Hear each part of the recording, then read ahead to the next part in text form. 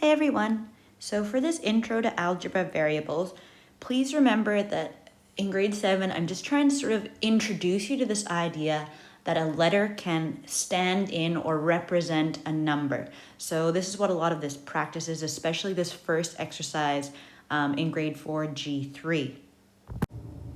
So in this first example from G3, we read the question, find the value of the expression 7 plus r for r equals 6. So all it's asking us to do is have r equals 6 and then solve the question.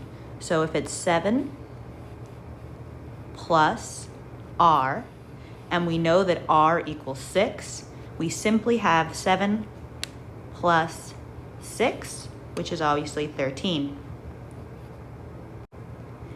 In this second example, it's the same concept. The only difference is we see that weird dot again, which if you didn't watch the first set of videos, the dot is just another way of saying multiplication. So dot equals multiplication.